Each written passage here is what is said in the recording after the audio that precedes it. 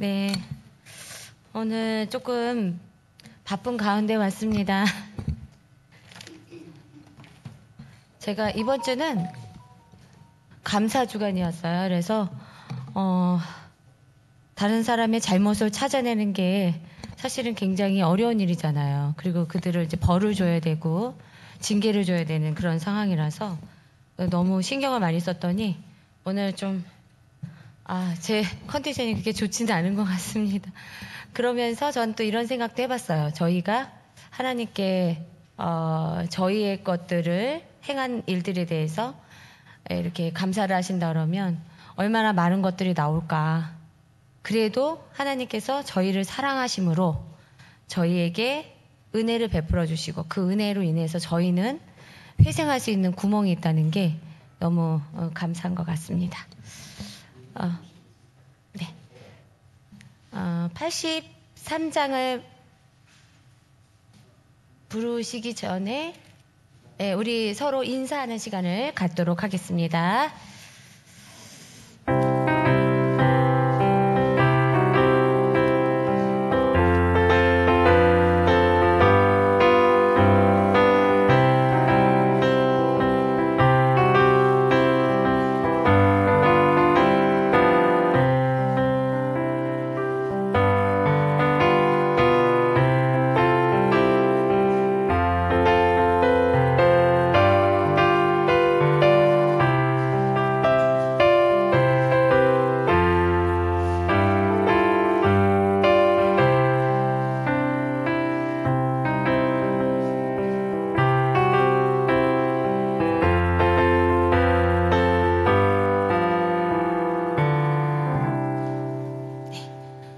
저희 83장 부르시겠습니다. 행복하고 멋진 삶은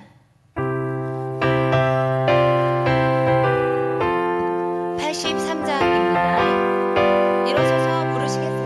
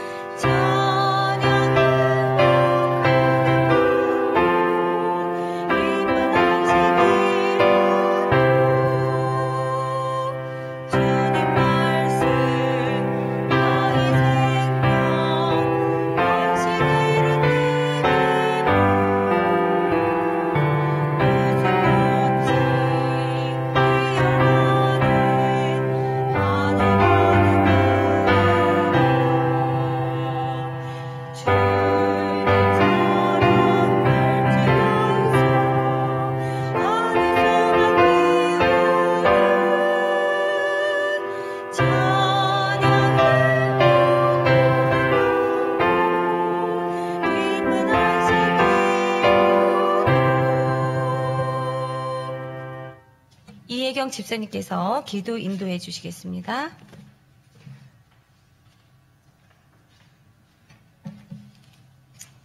기도하시겠습니다.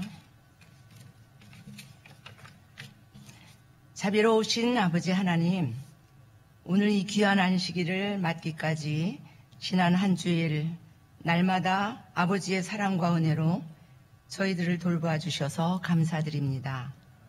지금은 저희가 한 주간의 삶의 무게를 견디느라 지쳐있지만 아버지의 포근한 날개로 품어주셔서 새 힘을 얻고 다시 일어설 수 있도록 도와주세요.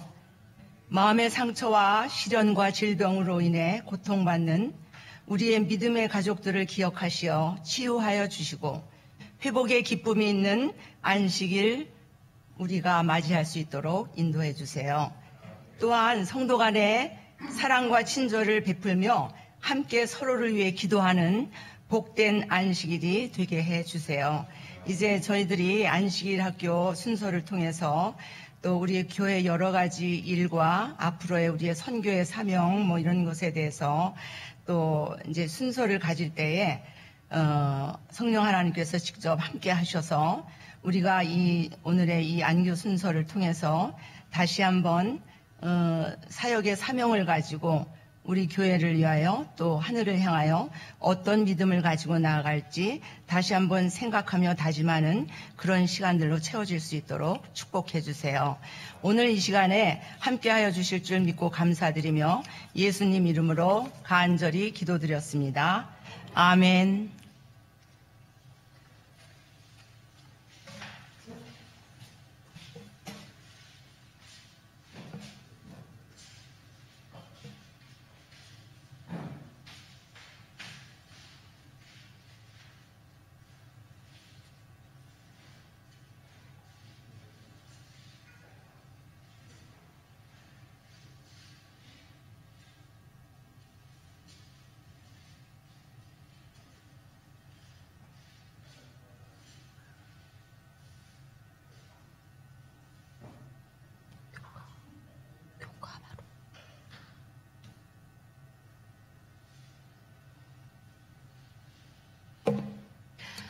성도님 안녕하십니까?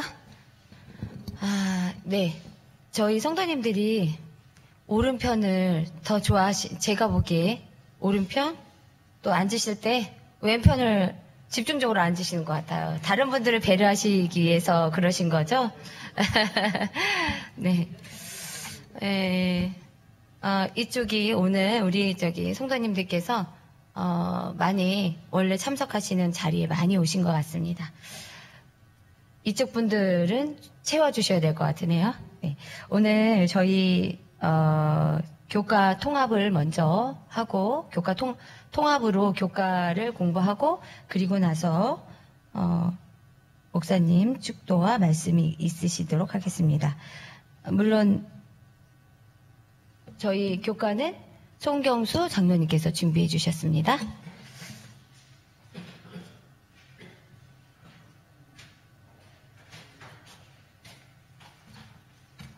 지금 10시 9분인데 제가 몇 시까지 하면 되죠?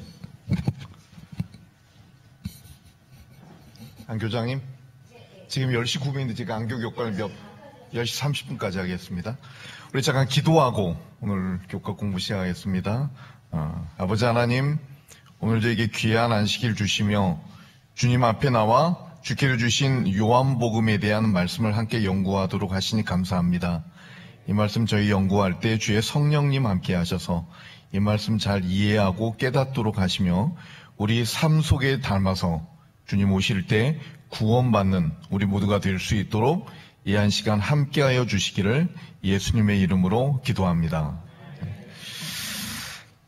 오늘은 요한복음이 많이 진행이 이제 되고 있죠.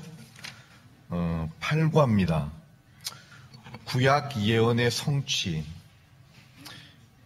한 30세가 좀 넘은, 지금으로 말하면 청년이죠. 그렇죠? 30세가 간 넘은 젊은 청년이 갑자기 나타났고 굉장히 권위 있는 기별을 전하고 또 아픈 자들을 고치고, 그렇죠? 이런 일들이 많이 벌어졌습니다. 이가 메시아인가? 그리스도인가? 이런 이야기들이 있었죠. 하지만 당시에 그 종교 지도자들, 지금으로 말하면 목사님들, 이런 데서 뭐라 그럽니까? 아니다. 나사렛 예수는 뭐다? 희대의 사기꾼이다. 그리고 감히 본인이 누구다? 하나님이다. 하나님의 아들이다.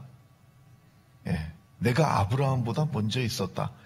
이런 말을 하는 신성 모독을 하고 있는 희대의 사기꾼이다라고 이야기를 하는 것입니다. 우리가 지난 교과에서도 이야기했듯이 보지 못하고 믿는 자들이 복이 있는데, 당시 종교 지도자들은 누구를 직접 봤어요? 예수님을 직접 봤어요. 또 누구의 기별을 직접 들었습니까? 들었어요. 예수님이 행하시는 모든 것들을 봤어요. 그럼에도 불구하고 그들은 어떻게 했습니까? 예수님을 누구라고요? 그리스도시요 하나님의 아들이라고 인정하는 것이 아니라 누구라? 희대의 사기꾼이고 또 참남한 신성모독을 하는 참남된 자라고 이야기를 하는 것입니다.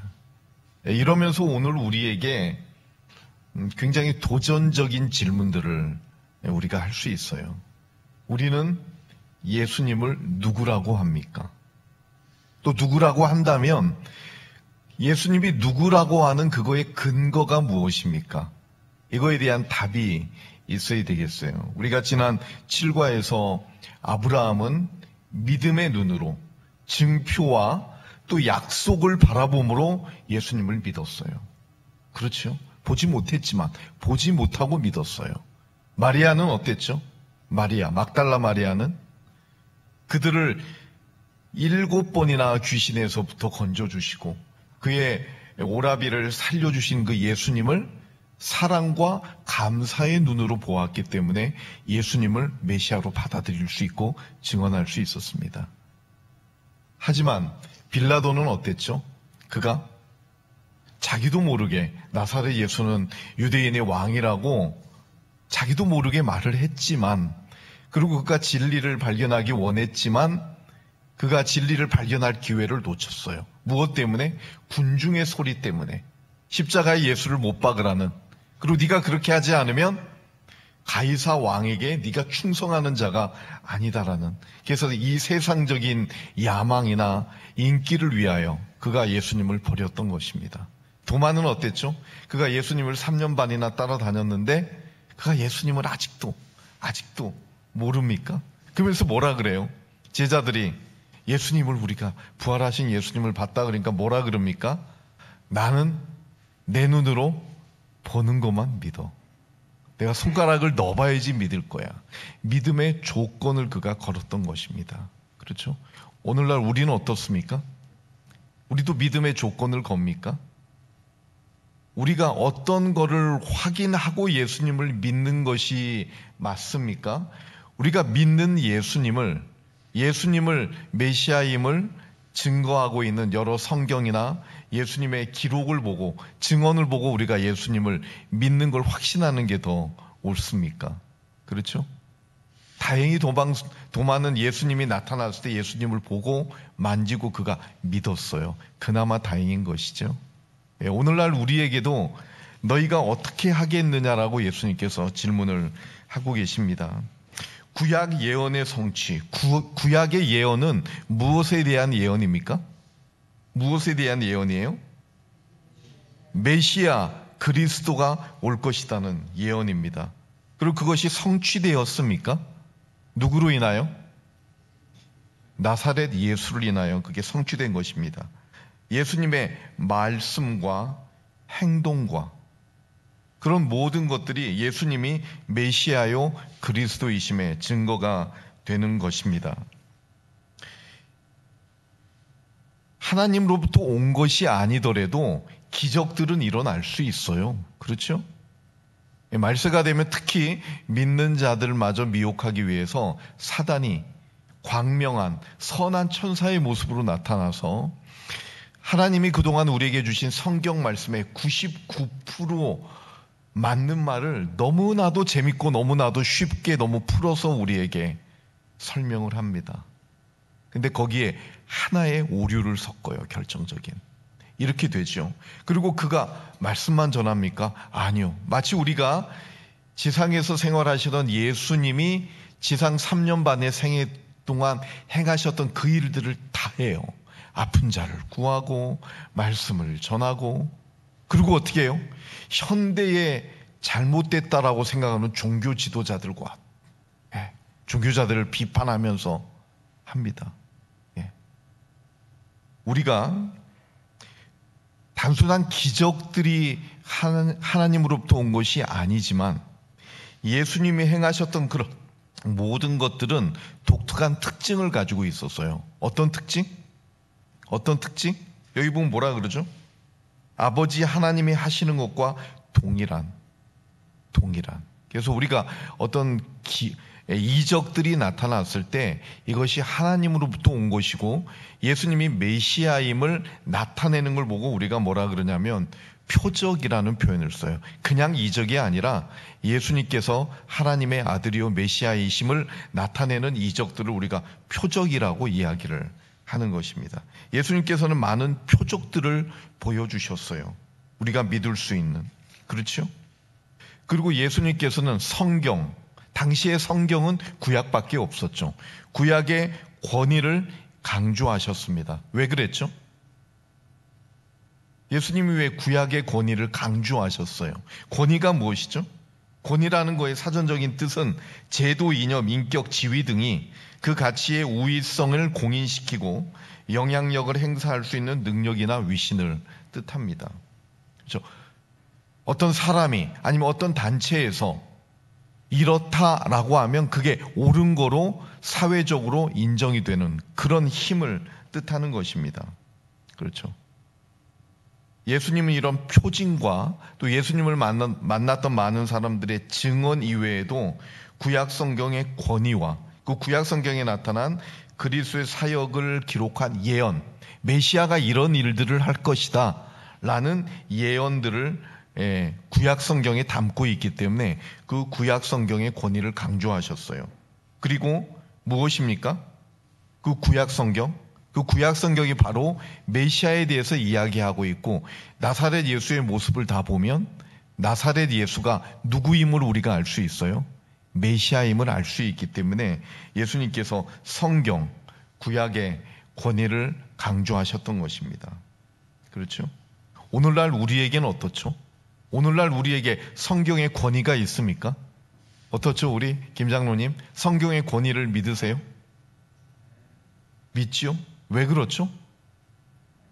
우리가 그거를 인정 안 하면 어떻게 됩니까? 우리의 신앙에 기반이 없어지는 거예요. 그래서 우리가 오늘날 우리도 성경의 권위를 믿습니다. 그것을 통하여 우리는 신앙의 반석에 우리의 신앙이 놓이게 되는 것입니다. 여기 기도의 말씀 보면 이렇죠. 우리에게 성경을 주시고 성경을 통해 말씀하심을 감사합니다. 성경이 없는 세상과 지금 성경은 많아요, 이 세상에. 하지만 성경을 하나님의 말씀으로 받아들이고 인정하고 관심을 갖는 사람이 점점 줄어들고 있어요. 마치 성경이 이 세상에 없는 것처럼. 그리고 교회는 어떻죠? 교회는 성경이 다 우리 성경 다 들고 있지만 또 이 예수님을 믿는다는 캐톨릭이나 모든 개신교회들이 성경을 다 가지고 있지만 성경에서 어떻게 멀리 떠난 교회들 가운데 혼란한 시대를 우리가 살고 있는 것입니다.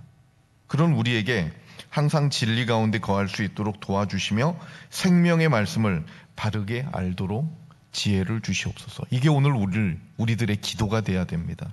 우리의 기도가 돼야 돼요. 예수님에 대한 구약 성경의 예언, 어떤 예언들이 구약 성경에 되어 있죠? 메시아가 이럴 것이다. 구원자 메시아는 이렇게 올 거고 이렇고 이렇다라는 예언들이 많이 있죠. 어떤 것들이 있습니까? 어떤 것들이 있죠, 우리? 홍근희 집사님, 알고 있는 구약에 나타난 메시아에 대한 예언 뭐가 있죠? 씨로 올 것이다. 그런 것도 있어요. 그걸 아브라함이 믿었던 거예요. 그래서 그가 보지 못하고도 믿었던 것입니다. 처음은 창세기 3장 15절부터 나와요. 그렇죠? 여인의 후손이 올 것이다라는. 우리가 구속의 경륜이라고 이야기하시죠. 그리고 누구에게 태어날 것이다?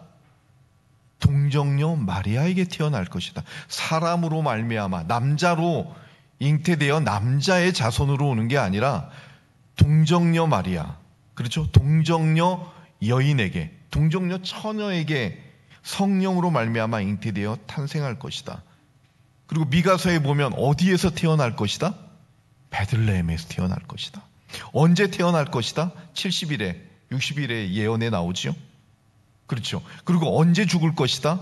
예언돼 있어요. 3일 만에 부활할 것이고 또 승천할 것에 대한 예언들이 되어 있습니다. 이런 구약 성경에 나온 예언들, 이런 모든 예언들은 그 기자들이 성령의 감동으로 기록한 것이에요. 그렇죠? 그래서 성령의 감동을 통해 이런 것들을 기록하였고 그것이 성취되는 것들을 우리가 알 수 있습니다. 그렇죠? 이런 세부 항목들, 구약 성경에 나와 있는 메시아에 대한 세부 항목들의 예언들이 예수님을 통하여 성취되는 것을 우리가 알 수 있어요. 그럼에도 불구하고 제자들이 어땠습니까?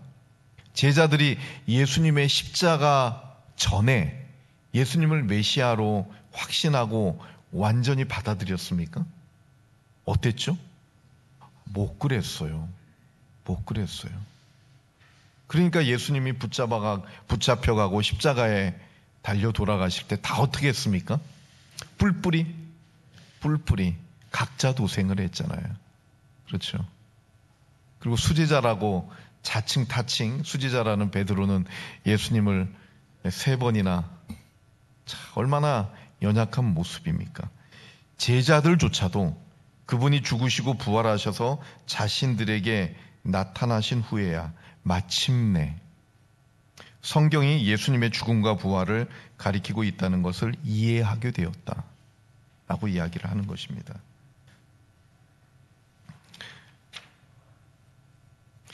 예수님 당시 종교 지도자들이 왜 예수님의 모습을 봤고 예수님이 하시는 말씀을 들었고 예수님이 행하시는 모든 표적들을 보았음에도 불구하고 또 많은 사람들의 증언을 그들이 들었음에도 불구하고 왜 예수님을 메시아로 받아들이고 믿지 않았습니까? 예, 이혜경 집사님.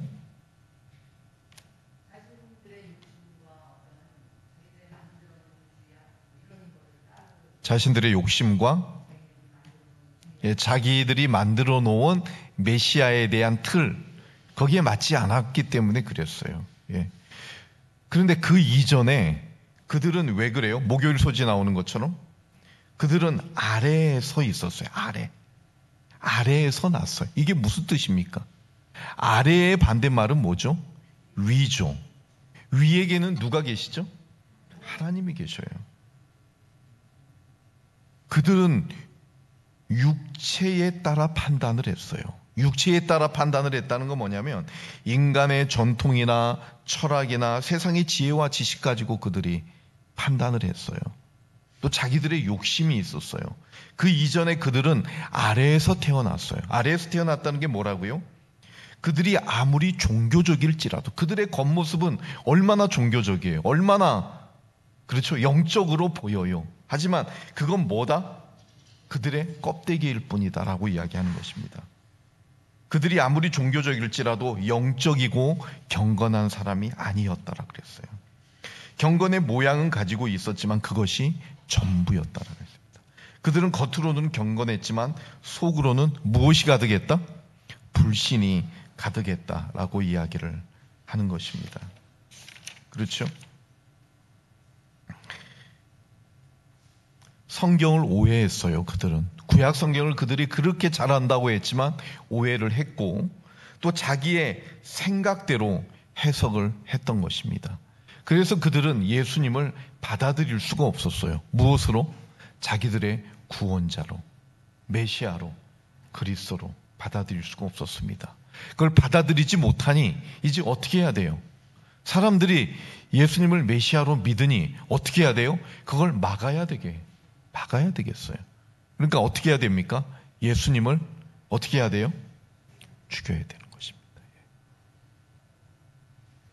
그래서 그들은 옳은 일을 한다고 생각하고 했어요. 예. 우리는 이 세상을 살아갈 때 옳은 일을 하면서 삽니다. 그렇죠? 우리가 대놓고 잘못됐다라고 생각되는 일을 우리가 합니까? 하는 경우가 있어요. 어떤 이득을 위해서. 하지만 우리는 항상 우리가 옳다고 생각하는 일들을 하면서 살고자 합니다. 근데 중요한 건 뭐냐면 우리가 옳다고 생각하는 게 옳아야지 돼요. 먼저는. 그렇죠? 예. 사도 바울의 경험을 우리가 알죠? 사도 바울이 어땠죠? 그가 처음에 알잖아요. 그렇죠? 다메섹까지, 그 먼 다메섹까지 가서 예수쟁이들을 하는 것이 누구의 일을 하는 것이라고 그가 생각했어요? 하나님의 일을 하는, 하나님의 예수자니까 옳은 일을 한다고 생각을 했던 것입니다. 그래서 우리가 열심히 하는 거 좋고 우리가 옳다고 생각하는 일을 하는 게 굉장히 중요해요. 하지만 그 이전에 더 중요한 건 뭐냐면 우리가 옳다고 생각하는 것이 옳아야 돼요. 그렇게 하기 위해서는 우리가 어떻게 해야 됩니까? 어디서 나야 돼요? 위에서 나야 돼요. 우리가 여기서 위에서 난다는 말이 무슨 뜻입니까? 아까 말한 예수님 당시의 종교 지도자들의 반대가 되면 되는 것이에요. 우리는 위에서 나야 되고, 아까 구약 성경을 기록한 그 모든 저자들이 성령으로 말미암아 그 예언의 말씀을 기록한 것처럼 그 말씀을 읽는 우리도, 그 말씀을 깨닫기 원하는 우리도 누가 함께 해야 된다는 거예요? 성령이 함께 하셔야 돼요. 그래서 우리가 외식하는, 겉으로만 거룩한 사람이 아니라, 겉으로만 경건한 사람이 아니라 우리의 속 사람이 어떻게 돼야 된다는 거예요? 성령이 함께 하시고. 그렇죠? 그래서 속 사람이 영적인 사람이 돼야 되는 거예요. 속 사람이 경건한 사람이 돼야 되는 것입니다. 그럴 때 성령이 우리 마음에 어떻게 해요? 옳은 것을 옳다고 판단할 수 있는 지혜를 우리에게 주시는 것입니다. 그래서 우리가 이 세상을 살아가면서 옳은 것을 옳다라고 우리가 믿게 되고 받아들이게 돼요. 그리고 나서 성령이 우리에게 함께 하실 때 우리가 그 옳은 일을 나의 삶 속에서 실천하기 위해서 우리가 열심을 내게 되는 것입니다. 누가 우리에게 묻습니다. 예수님을 믿느냐? 예수님을 누구로 믿느냐? 메시아로 믿느냐? 예수님을 너의 구원자로 믿느냐라고 물을 수 있습니다. 그렇죠? 그럴 때 여러분은 무엇을 근거로 예수님을 믿는다고 하시겠습니까? 이 세상을 향한 예수님을 전하는 나의 증언이 무엇입니까? 여러분에게 드리는 숙제입니다. 숙제입니다. 우리가 그냥 누가 믿으니 사람 좋아, 좋은 사람들이 믿으니 나 그냥 가서 같이 믿을 거야, 이러시면 안 돼요. 왜 그렇습니까? 머지않아, 진짜 머지않아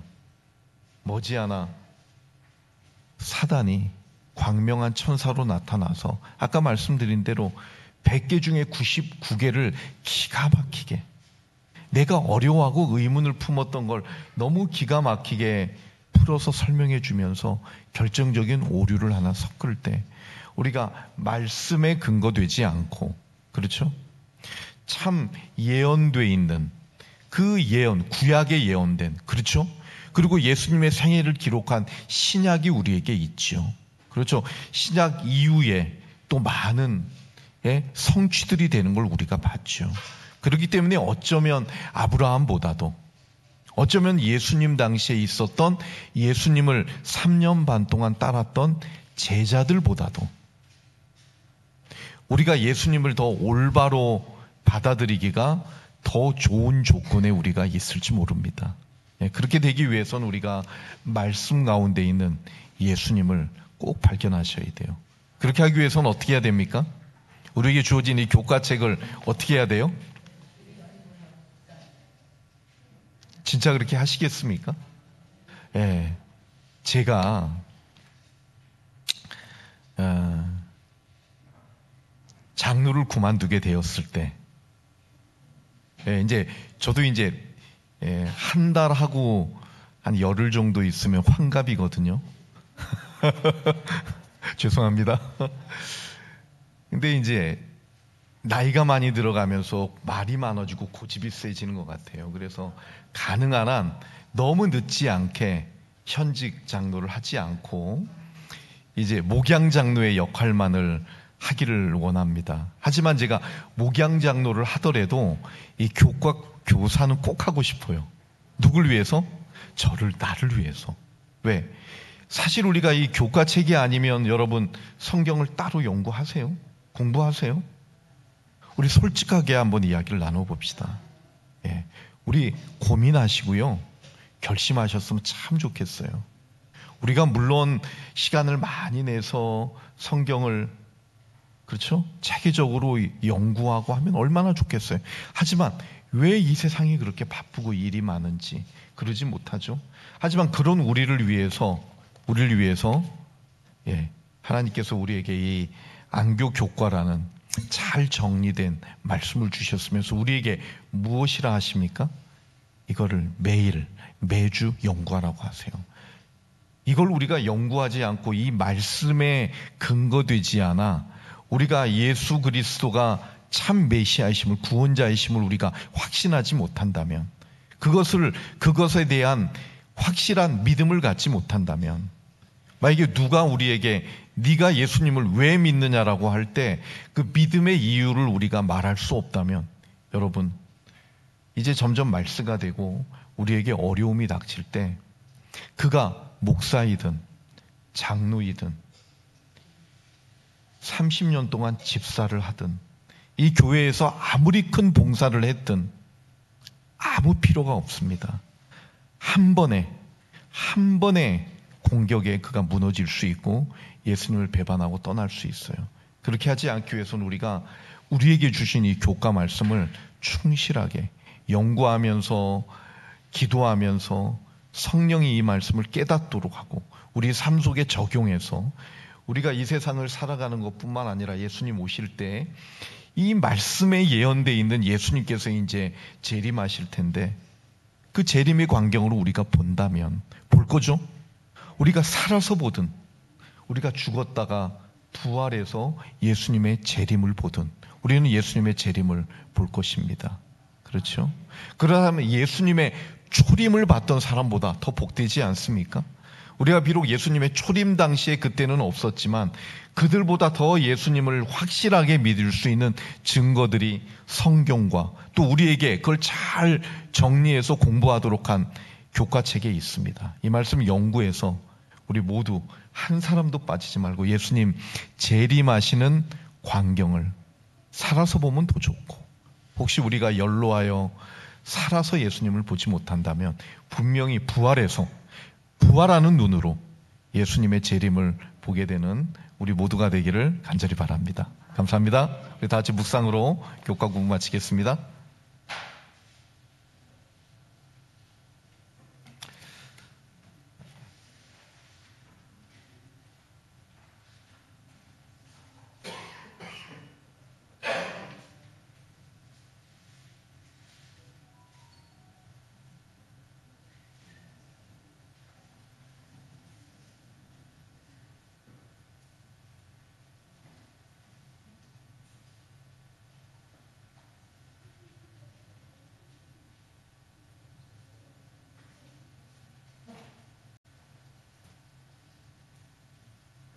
네, 우리 귀한 교과 공부 말씀을 합반으로 지도해 주신 우리 송경 장로님께 다시 한번 감사드립니다.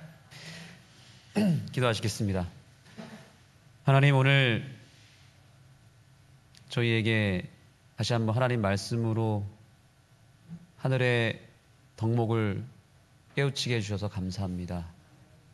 하나님의 살아있는 말씀 또한 우리 속에 역사하시는 그 주님의 섭리와 임재하심을 날마다 경험하며 살아갈 수 있도록 역사하여 주시옵소서.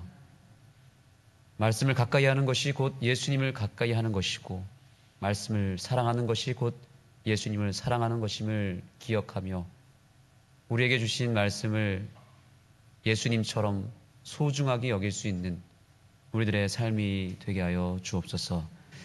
이제 추운 겨울이 찾아왔습니다. 우리가 이러한 때에 서로 더 따뜻한 사랑으로 품어주게 해주시고 이 삭막하고 어둡고 추운 세상 속에서 우리 곁에 있는 가족들과 또 사랑하는 자들로 인하여 우리가 외롭지 아니하고 늘 주님 안에서 행복할 수 있는 우리들의 삶이 되게 해주시고 또한 이 안식일 뜻하지 않게 이 전을 찾지 못한 주의 자녀들을 기억하여 주셔서 그들의 마음과 그들의 육신에 주님께서 생명력을 더하여 주셔서 회복의 안식일을 맞이할 수 있도록 역사하여 주옵소서. 예수님의 이름으로 간절히 기도드립니다.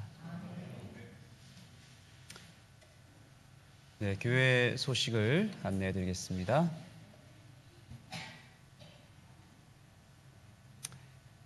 네, 우리가 연말 찬양 예배가 이제 12월 7일 날 원주 36 중고등학교 대강당에서 우리 원주 지구에 있는 10교회들이 찬양의 축제를 올리게 되는데 우리 교회에서 지금 전교인 연합 찬양을 준비하고 있습니다. 지난주에 소리를 들어보니까 많이 소리가 좋아지셨습니다. 역시 여러분들은 실력이 있으시고 한번 하면 제대로 하시는 분임을 제가 다시 한번 확신하면서 우리 교회 그날의 그 찬양이 기대가 되었습니다. 그래서 아직 찬양에 동참하지 않으신 분들은 아직 늦지 않았습니다. 우리 지휘자가 원주시에서 가장 실력 있는 지휘자이기 때문에 오늘부터 참여하셔도 얼마든지 끌어올릴 수 있습니다. 그래서 예배 마친 후에 곧바로 찬양 예배에 여러분들께서 연습에 참여해 주시면 감사하겠습니다. 12월 첫째 주 한 주일 동안 연말 기도주의를 진행하도록 하겠습니다. 오후 3시가 아니라 저녁 7시 30분에 이 자리에서 있겠습니다. 강사로는 이번에 제가 올해 첫 해 부임했기 때문에 여러분들에게 연말 기도주의를 진행하는 섬김을 갖도록 하겠습니다. 철치스테이 운영이 잘 진행되고 있습니다. 지난주에는 동작중앙교회에서 다녀갔고요. 12월 7일, 8일 양일간 대구중앙교회에서 3040 캠프를 하기 위해서 우리 교회를 찾게 되어 있습니다. 이 일을 위해서 기도해 주시고요. 또 12월 달에 지금 여러 또 행사들 준비되고 있는데 우리 철치스테이가 잘 운영될 수 있도록 여러분들께서 기도해 주시면 감사하겠습니다. 네, 이 시간에는 잠깐 총회 시간을 가져야 되는데 아직 오지 않으신 분들이 있기 때문에 설교예배 마치자마자 잠깐 선거위원회 발표를 하도록 하겠습니다. 이따가 예배 마치고 진행하도록 하겠습니다. 네, 우리 이제 잠깐 쉬셨다가 예배 드리도록 하겠습니다. 오늘 오랜만에 오신 분들 반가운 얼굴을 보시면서 인사하시고 또 서로 격려하는 시간을 갖도록 하겠습니다.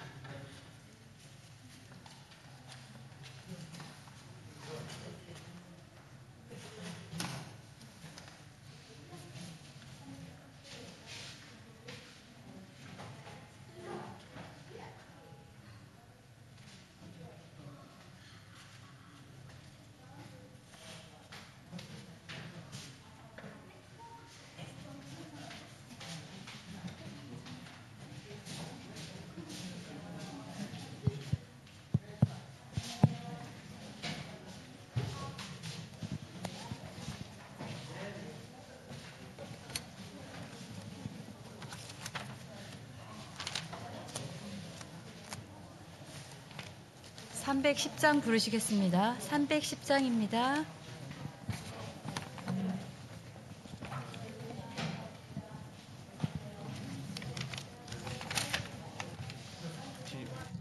젠도 좀 받을 수 있으세요?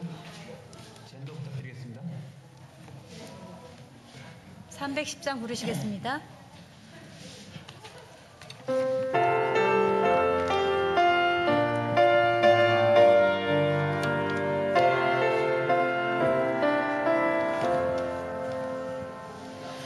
사랑의 목자의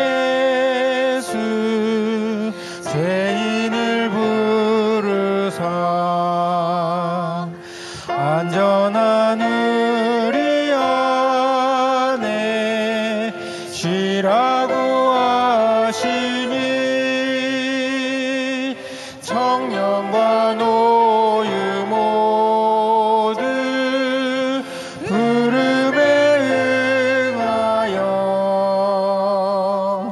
평안한 진리 길로 곧 들어갈지라.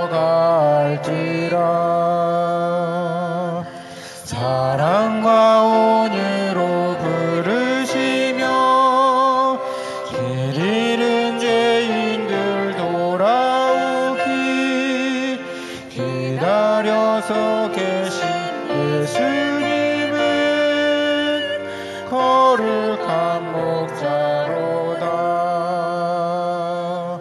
너희의 몫을 마친 사랑의 장목자 지금도 너를 불러 오라고 하시니 미루지 말고 즉시 부름에 응하여 평안한 안식처로 곧 들어갈지라. 사랑과 온유로 부르시며 길 잃은 죄인들 돌아오기 기다려서 계신 예수님은 거룩한 목자로다. 298장 부르시겠습니다. 298장입니다.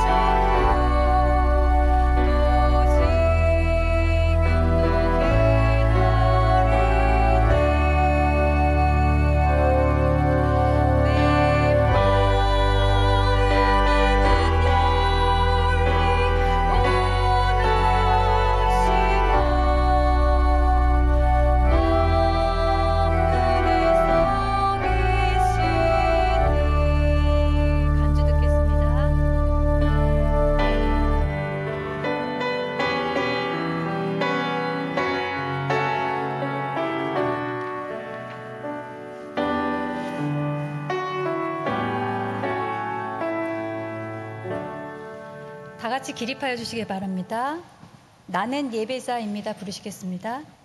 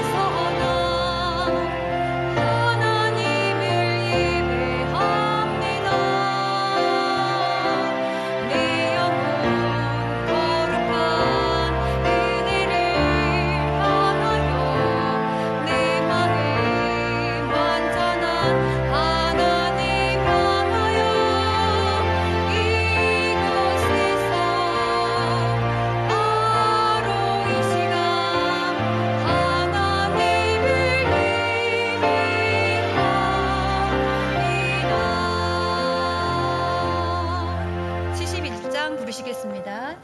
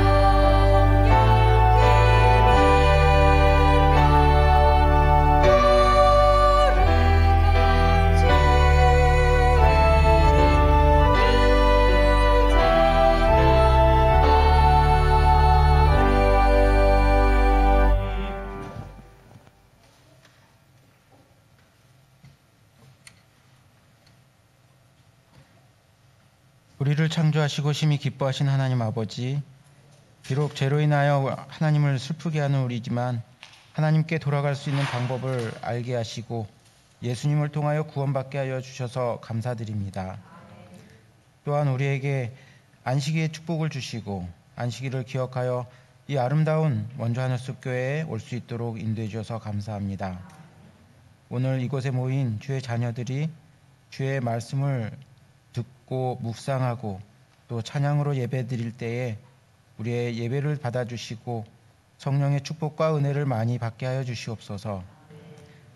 우리 하늘숲 교회가 가진 여러 가지 계획들이 예수님을 소개하고 예수님의 사랑을 서로 나누고 체험하는 기회가 되도록 도와주시고 우리 교회가 부흥할 수 있도록 도와주시옵소서. 주님, 이제 설교 예배를 시작하려고 합니다. 이 시간 주께서 세우신 종을 통해 주시는 말씀이 우리의 마음을 돌아보게 하시고 또 회개의 시간이 되게 하여 주시고 또 우리의 삶을 새롭게 만들도록 도와주시옵소서. 고난과 걱정, 근심, 의심 속에서 헤매는 세상의 많은 사람들을 찾아가 주님의 사랑의 빛을 사람들에게 알리고 알리는 우리 원주 하늘숲 교회 성도님들이 될 수 있도록 도와주시옵소서. 그래서 주의 재림이 조금이라도 빨리 다가올 수 있도록 도와주시옵소서. 우리에게 주시는 은혜와 축복에 감사드리며 우리 주 예수 그리스도의 이름으로 기도드렸습니다. 아멘.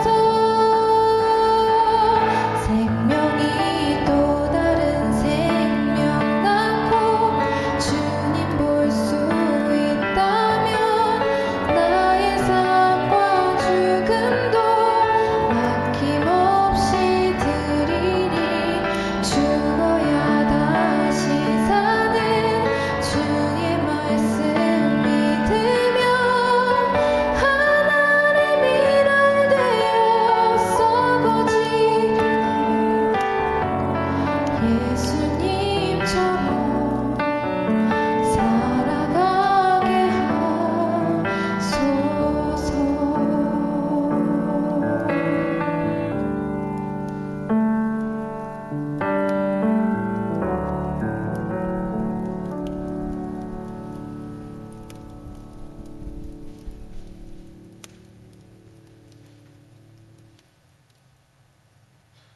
제 2장.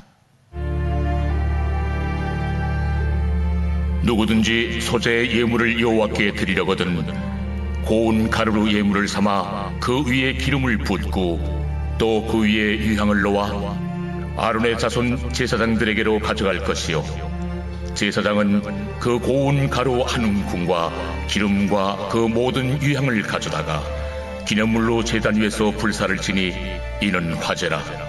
여호와께 향기로운 냄새니라. 그 소재물에 남은 것은 아론과 그의 자손에게 돌릴지니 이는 여호와의 화제물 중에 지극히 거룩한 것이니라. 내가 화덕에 구운 것으로 소재의 예물을 드리려거든 고운 가루에 기름을 섞어 만든 무교병이나 기름을 바른 무교전병을 드릴 것이요, 철판에 붙인 것으로 소재의 예물을 드리려거든 고운 가루에 누룩을 넣지 말고 기름을 섞어 조각으로 나누고 그 위에 기름을 부을지니 이는 소재니라.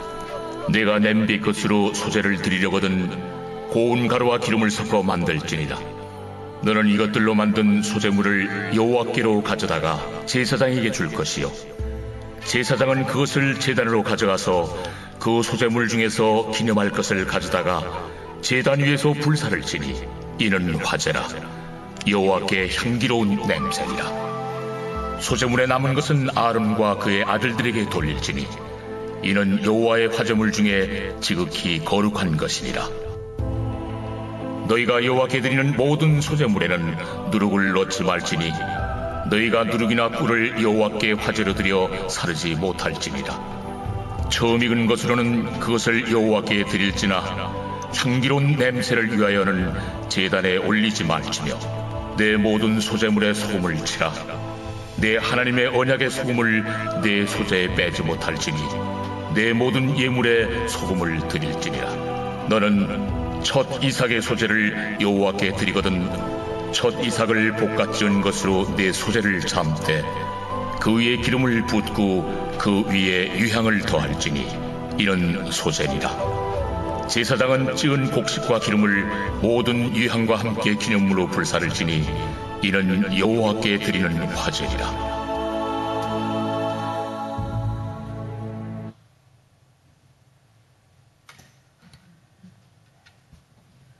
오늘은 레위기 2장의 말씀을 통해서 우리가 하나님께 드려야 될 삶으로 드리는 예배가 과연 무엇인지를 함께 살펴보는 시간을 갖겠습니다. 레위기에 등장하는 소위 말하는 5대 제사가 있습니다. 이것은 오늘날 우리가 주님께 드려야 될 5가지의 예배를 우리에게 알려주고 있습니다. 그런데 오늘 우리가 살펴보고 있는 이 레위기 2장에 등장하는 이 제사는 소제라고 말합니다. 무엇이라고요? 소제입니다. 소제는 곡식으로 드리는 제사로서 5대 제사 가운데서 유일하게 피가 없는 제사입니다. 이 소제라고 하는 이 이름의 이 히브리어 이름이 뭐냐면 민하입니다. 민하. 미나라고 하는 이 뜻은 선물이라는 뜻입니다. 하나님께 축복을 받는 여러 삶의 조건들을 통해서 우리가 감사로 삶을 살아갈 때 그것이 주님께는 큰 선물이 될 것이고 또한 다시 우리에게 하나님의 축복의 선물로 그 은혜가 다시 찾아오게 될 것입니다. 그래서 이 소제를 통해서 우리는 하나님의 마음을 읽을 수 있습니다. 하나님은 우리가 당신의 선물이 되기를 원하시는 것입니다. 우리 옆 사람에게 축복하며 인사하겠습니다. 당신은 하나님이 보내신 선물입니다. 이렇게 인사하시기 바랍니다.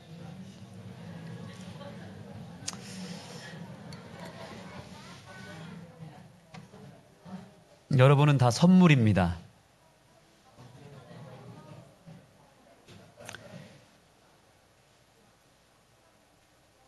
우리가 받은 사랑과 은혜가 너무나 크기 때문에 그것을 그저 받고만 있는 것이 아니라 받기만 하기에는 너무나 그것이 사랑이 크고 그 은혜가 넘쳐서 내가 주님을 위해서 또 다른 사람을 살리기 위해서 뭐라도 하고 싶은 마음이 있다면 그것이 주님 앞에 소재가 되는 것입니다.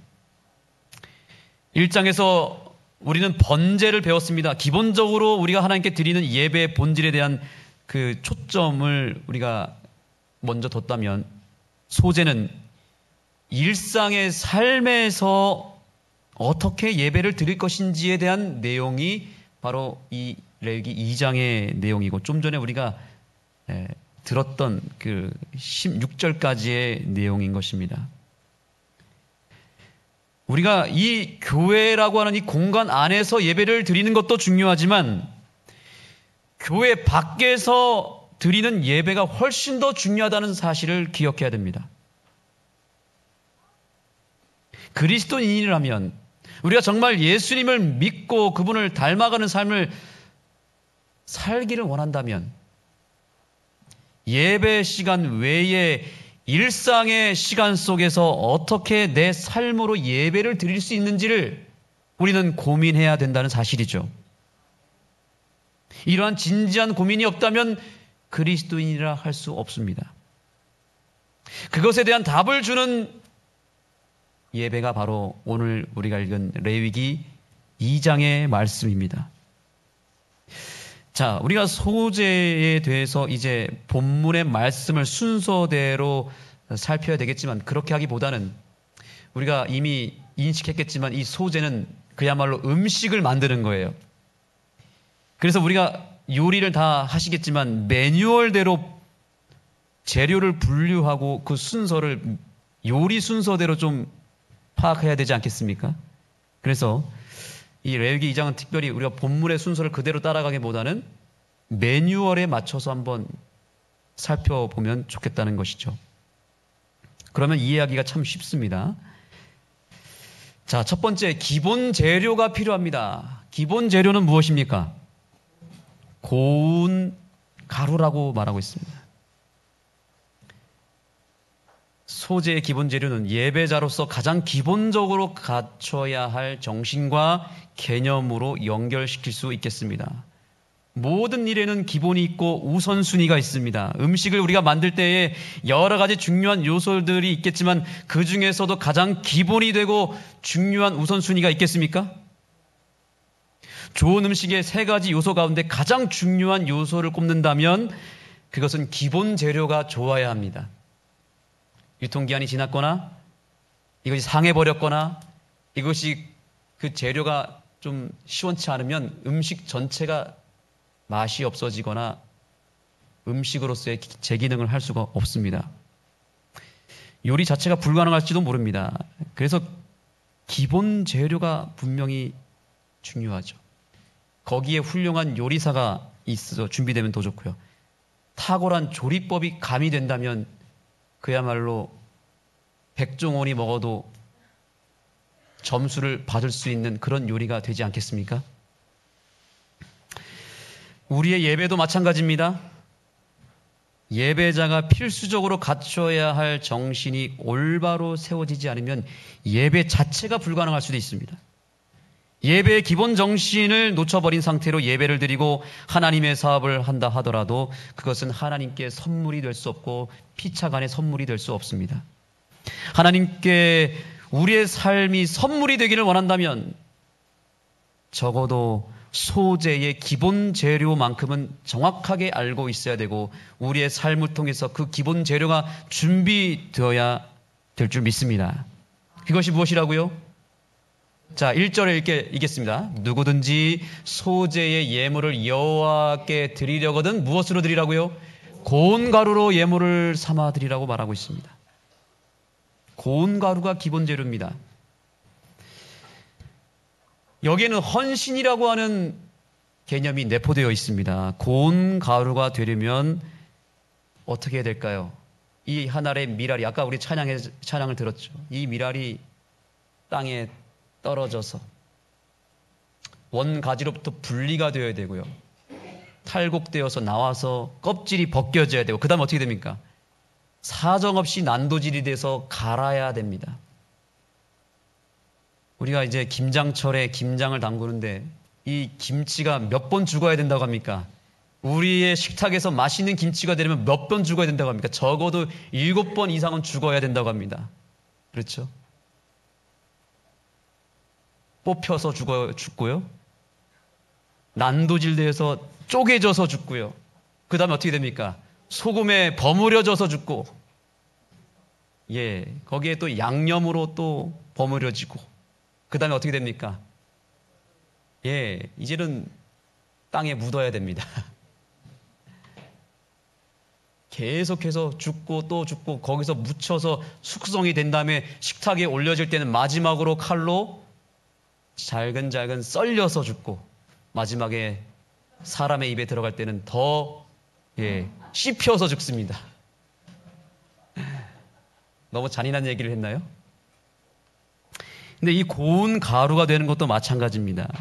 여러 번 죽어야만 고운 가루가 되지, 이 한 알의 미랄이 내가 죽기 싫다고 뻗팅기고 절대로 자기 자신을 내어놓지 않으면 이 미랄은 가루가 될 수 없습니다. 완전히 깨트리고 벗겨지고 빠지고 완전히 깨지고 스스로를 그렇게 내어주지 않으면 절대로 고운 가루가 될 수 없습니다. 부드럽게 다져질 때까지 계속해서 죽고 또 죽어서 완전히 고운 가루가 될 때까지 우리가 하나님 앞에 우리의 자아를 깨트리고 죽기까지 복종하고 한없이 자신을 낮추고 죽여야만 되는 것입니다. 이러한 헌신과 겸손이 하나님 앞에 고운 가루가 되고 기본 재료가 된다는 사실을 기억하시기 바랍니다. 그래서 저는 요즘에 이런 기도를 드립니다. 하나님, 제가 주님 앞에 고운 가루가 되게 해주십시오. 이런 기도를 드립니다. 완전히 부서지고 빠진 고운 가루처럼 제가 하나님 앞에 완전히 제 형식과 겉모습의 그 단단한 껍질들이 다 빠지고 벗겨지고 제 안에 있는 단단한 그 자존심과 고집과 내 생각들이 다 갈기갈기 갈아지게 해주십시오.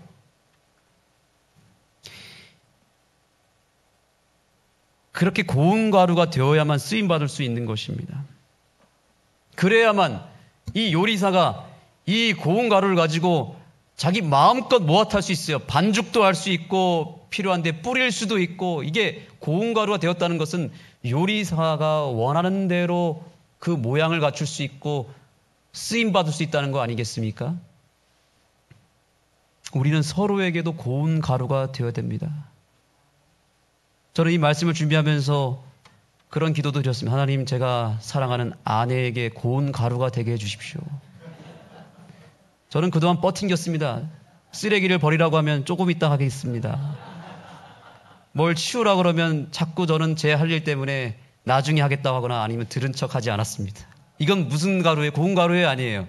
이거는 딱딱하게 굳어버린 거친 가루거나 쓸 수 없는 돌같이 굳어버린 밀가루 덩어리죠. 또 옆 사람에게 물어보시기 바랍니다. 당신은 밀 덩어리십니까? 고운 가루십니까? 이렇게 물어보시기 바랍니다. 근데 고운 가루는 어떻게 되는 거예요? 아내가 뭘 자꾸 쓰레기를 버리라 그러면 네, 알겠습니다. 1초 만에 나와야 되는 것이죠. 네, 제가 하겠습니다. 제가 말씀을 준비한 동안은 그렇게 살아봤더니 아주 아내가 행복해 하더라고요. 고운 가루가 돼버렸잖아요. 저리 가라고 하면 저리로 가고, 들어오라고 하면 들어오고, 나가라고 하면 나가고, 그죠? 사오라고 하면 사오고, 애들 씻기라고 하면 씻기고, 밥 먹이라고 하면 밥 먹이고, 군소리 하지 않고 말하는 족족 제가 고운 가루가 돼서 이렇게 따라주기만 하면 얼마나 우리 가정이 행복하겠습니까? 그렇죠? 네. 근데 여성분들만 이렇게 좋아하시는 것 같은데, 우리 아내분들이시죠. 남편이 또 하는 대로 또 따라주시기 바랍니다. 그렇죠? 남편의 자존심을 건들지 마시고, 남편에게도 좋은 가루가 되어주시기 바랍니다. 좀 말 좀 잘 들어주시기 바랍니다. 고집 부리지 마시고.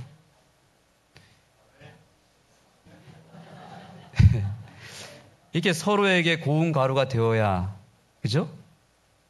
원하는 대로 요리가 되지 않겠습니까? 그런데 거기에 껍질이 섞여져 있거나 어디 한 구석이 굳어 있고 뭉쳐 있으면 이걸 또 어떻게 해야 됩니까? 또 이걸 빻아야 되지 않습니까? 그럼 빻다 보면 서로 뭐예요?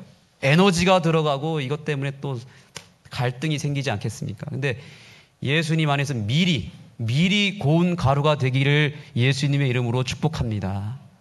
여러분 또한 이 교회에서도 고운 가루가 되어주시기 바랍니다.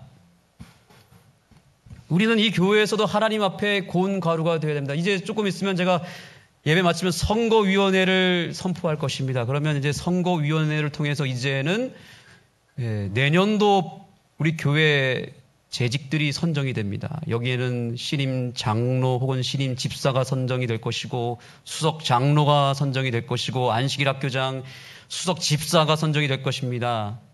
어린이 부장이 선정이 될 것입니다.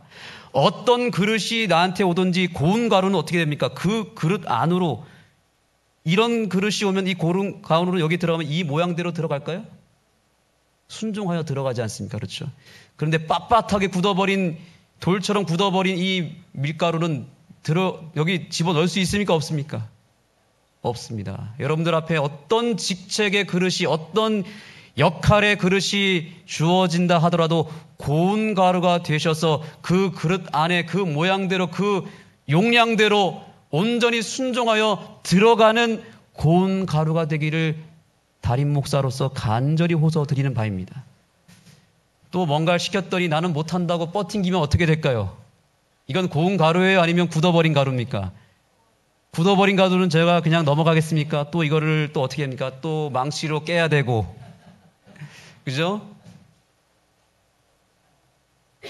갈아야 되고, 두드러 때려야 되고, 그렇게 해서 가루가 될 때까지 또 여러분들을 마음을 또 그렇게 만들어야 되는데, 그렇게 하지 말고 미리 고운 가루가 되어 주시기를 간절히 호소드리겠습니다.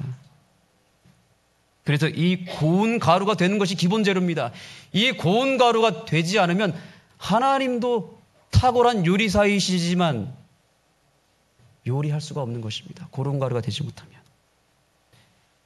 고운 가루가 되시겠습니까? 이제 이 고운 가루가 어떤 의미인지를 알았다면 이제 우리가 한번 레시피대로 요리를 한번 해보겠습니다. 소재의 매뉴얼입니다. 첫 번째, 첨가물이 필요합니다. 반드시 여기에는 꼭 들어가야 될 첨가물이 있습니다. 그것을 우리는 성령의 능력에 지배받는 헌신이라고 말할 수 있습니다. 자, 근거 말씀 1절입니다. 누구든지 소재의 예물을 여호와께 드리려거든 고운 가루로 예물을 삼아 그 위에 뭘 붓고요? 기름을 붓고, 그 다음 그 위에 뭘 놓으라고요? 유향을 놓아야 된다. 두 가지를 반드시 넣어야 되는데 기름과 유향입니다. 이것이 과연 무엇일까요? 기름은 특별히 여기서 올리브유를 말합니다.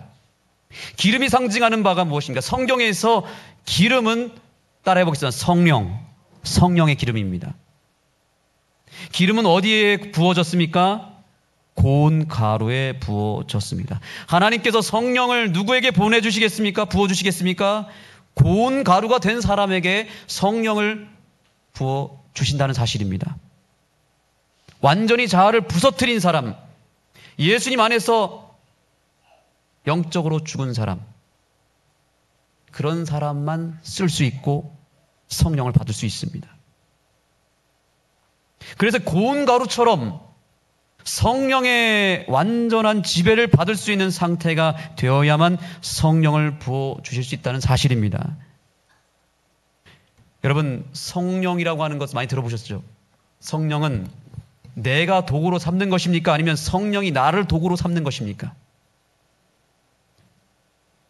종종 어떤 사람들은 성령이라고 하는 것을 어떤 능력으로 이해를 했고, 그래서 내가 필요할 때 끌어다 쓰는 어떤 내가 사용하는 도구로 이해할 때가 있습니다. 그렇지 않습니다.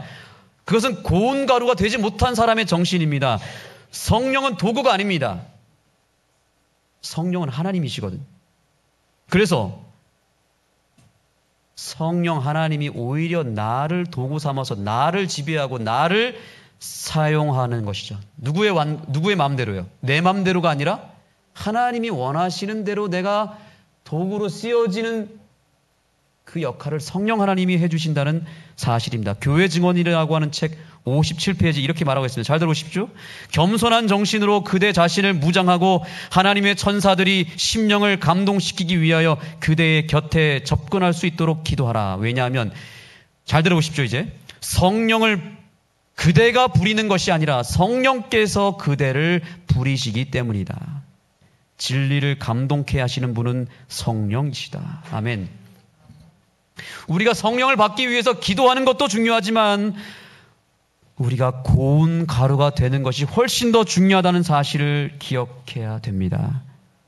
받을 준비가 안 되어 있는데 기도만 한다고 해서 백날 기도해도 내 자아가 고운 가루가 되어 있지 않으면 성령을 받을 수 있다 없다?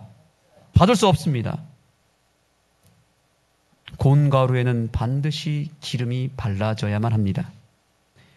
우리의 무화적인 헌신에 성령의 충만함이 더해지지 않는다면 그 헌신은 허무한 인간의 노력에 불과할 것이고 우리의 개인의 욕망으로 끝날 가능성이 크지만 오늘 우리가 고운 가루가 되었다면 성령의 기름 부음을 받음으로 말미암아 우리의 삶이 그야말로 하나님께 쓰임받는 인생이 되기를 간절히 소망합니다. 저는 교회에서 여러 사역을 하면서 이 성령의 은혜를 경험할 때가 있습니다. 오랫동안 저는 학생들을 대상으로 사역을 했습니다.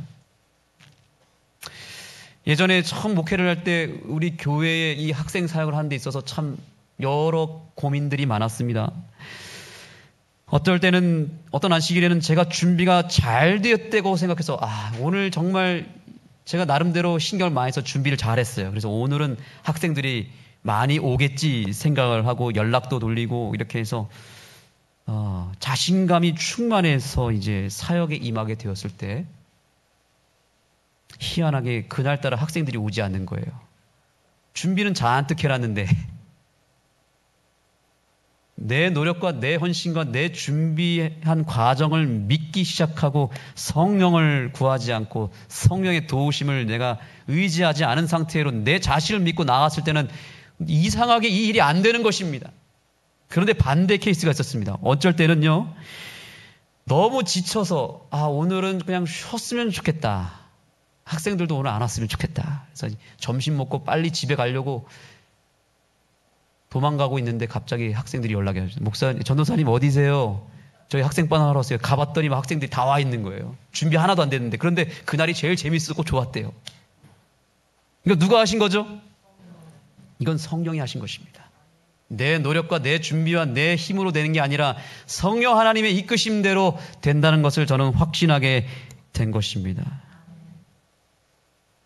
하나님께 진정한 소재를 올리기 위해서는 우선 내가 맡은 그 일을 최선을 다해서 준비하는 것은 당연합니다. 그런데 결과는 누구한테 달렸어요? 하나님께 달렸기 때문에 우리는 하나님의 능력을 더 우선적으로 붙잡아야 된다는 사실을 기억하게 되기를 간절히 소망합니다.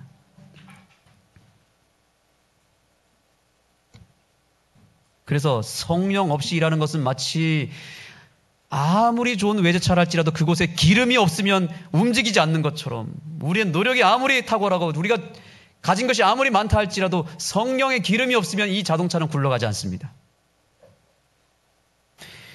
아무리 좋은 재료가 있다 할지라도 기름을 사용하지 않으면 요리는 망치게 되어 있습니다. 실패의 지름길입니다. 성령을 기름 부음 받는 우리 모두가 되기를 예수님의 이름으로 축복합니다. 두 번째, 무엇을 넣어야 된다고요? 그 위에 유향을 넣어야 됩니다. 자, 여러분, 이 유향이 과연 무엇일까요? 유향은 요한계시록 5장 8절에 보니까 이 향은 성도들의 기도라라고 되어 있습니다. 무엇이라고요? 기도다. 유향은 바로 우리의 수시로 드리는 기도입니다.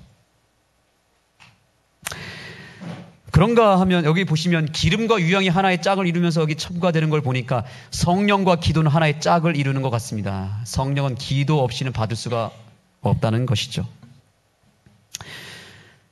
기도라고 하는 것은 아무리 강조해도 지나치지 않을 만큼 너무나 중요한 것입니다. 이 유향이라고 하는 것은 점점 그 향기가 진하게 퍼져나가는 특징이 있습니다. 우리의 삶의 모든 것을 기도를 통해서 연결하기 시작할 때 성령 하나님이 역사하시고 그 기도의 깊이가 커지면 커질수록 우리의 삶의 능력도 더 크게 나타나게 될 것입니다. 우리의 삶의 고운 가루가 준비되셨습니까? 그렇다면 이제는 기도의 유향을 지속적으로 뿌리게 되기를 소망합니다. 여러분, 기도의 능력을 얼마큼 알고 계십니까? 우리의 삶 속에서 소재로 내 삶이 예배가 되기 위해서는 우리의 매일의 삶에 정말 사소한 것 하나에도 여러분의 기도가 연결된다면 그것은 하나님께 소재가 될 것입니다. 얼마나 기도하십니까? 저는 예전에 교회에서 주보를 매 안식일마다 이제 출력을 하는데 어느 날 이 주보가 나오지 않는 것입니다. 프린터가 완전히 망가져가지고 안 나오는 거예요. 이때 무엇 해야 되죠? 기도하면 되겠죠. 기도하면 되겠지 싶어서 정말 제가 너무 간절히 이 주보가 안 나오면 잠을 잘 수가 없거든요. 이거 큰일 난 거거든요. 그래서 금요일 저녁에 주보가 안 나오길래 그 안 나오는 프린트를 붙잡고 제가 기도했습니다. 하나님, 죽은 사람도 살리시는 하나님, 이 프린터를 살려주셔서 작동이 되게 해달라고 간절히 기도하고 나서 다시 컴퓨터를 켜서 프린터를 인쇄했는데 나왔을까요? 안 나왔을까요? 나왔으니까 이 말을 하겠죠. 네. 그 순간 프린터가 나오는 것입니다. 할렐루야. 그때 제가 깨달았습니다. 아, 기도는 사소한 것에서도 역사되는구나. 또 한 번 이런 적이 있었습니다. 우리 교회 한 여집사님이 교회에 결석을 하셨어요. 안식일이 안 나오셨습니다. 그 교회는 좀 꽤 규모가 있는 교회였기 때문에 매 월요일이 되면 그 안식일에 나오지 않은 성도님들에게 전화를 하게 되어 있었습니다. 제가 맡은 분들이 몇 분 있었습니다. 이제 평상시에는 그냥 통상적으로 형식적으로 전화를 많이 했죠. 아, 집사님 어떻게 지난주에 별일 없으셨나요? 이렇게 기도하고 전화를 드리고 네, 별일 없었어요. 이번 안식일에 나갈 거예요. 이렇게 아주 서로 형식적인 대화를 주고 나누는 게 거의 일상이었습니다. 그런데 어느 날은 그날따라 뭔가 기도가 하고 싶어졌습니다. 그래서 방모모 집사님이셨는데 이분이 한 2주간 안 나오셨어요. 그래서 교회 본당에 올라가서 이 교회 앞에서 무릎을 꿇고 기도를 했습니다. 하나님, 박아무개 집사님이 지난주에 안 나오셨는데 제가 이제 전화를 좀 드리려고 합니다. 하나님, 이 전화 속에 역사하여 주십시오. 근데 평상시에 항상 그분이 결석을 많이 하셨기 때문에 제가 전화를 드리면 늘 네, 이번 안식일에 나갈게요. 뭐 지난주에 결혼식이 있었습니다. 뭐 이렇게 하고 끊었어요. 한 1분도 안 돼서 끝났거든요, 항상. 근데 기도를 하고 나서 전화를 딱 드렸는데 이 집사님이 갑자기 깜짝 놀라는 것입니다. 목사님, 어떻게 전화를 다 하셨습니까? 여차저차해서 전화 드렸습니다. 목사님, 감사합니다.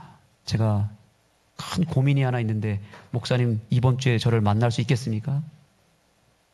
네, 그러시죠 하고 제가 처음으로 그 집사님의 초청을 받고 점심 식사를 하게 되었고 그 집사님이 식사를 딱 끝난 다음에 저에게 진지하게 얘기했습니다.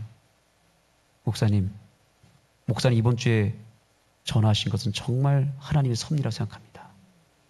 왜 그렇습니까? 지금 우리 교회에는 다단계에 지금 빠져있는 분들이 많이 있습니다. 알고 봤더니 한 어떤 교인을 소개를 통해서 몇 여집사님들이 다단계 상품을 사신 거예요. 어떤 분은 몇백만 원, 어떤 분은 몇천만 원을 그 한 성도의 소개로 인해서 다단계 어떤 상품을 사는데 가입을 이제 입금을 해놓고 기다리고 있는 상황이었어요. 근데 이 집사님이 이건 교회에서 하면 안 될 것 같은데 하면서 갈등하고 있었고 이걸 고민하고 있다가 입금을 할까 말까 고민하는 찰나에 제가 전화를 준 것입니다. 목사님 좀 도와주십시오.